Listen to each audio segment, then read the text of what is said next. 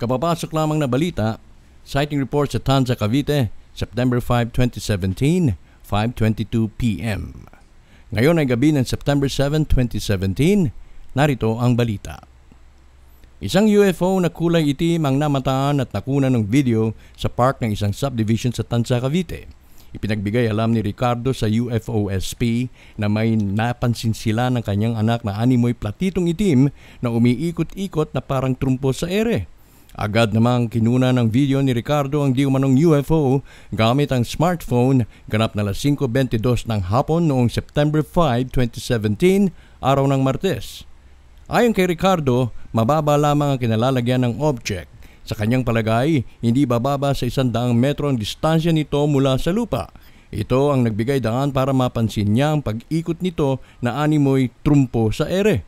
Ilang sandali habang ito'y kanyang kinukunan, nagsimula ng pumaitaas at naglaho ang object sa kaulapan. Dagdag pa ni Ricardo, nakaramdam siya ng takot at matinding pagkauhaw matapos ang insidente. Magugunita noong Agosto 29, Martes ay may nai-report ring sighting na 4 na UFOs mismo sa Tanza, ganap na 7 pasado ng gabi. Ipinagkatiwala naman ni Ricardo sa UFO SP ang kanyang video.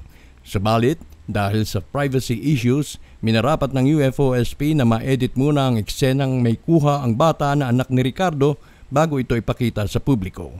Ayon sa UFO SP, ang kapakanan ng isang minor de edad ay higit na mahalaga kaysa sa agarang hiling ng publiko ng video evidence. Ang balitang ito ay hatid sa inyo ng Icon Professional Microphones at Audio Interface Products na tulad ng gamit ng inyong tagapagbalita.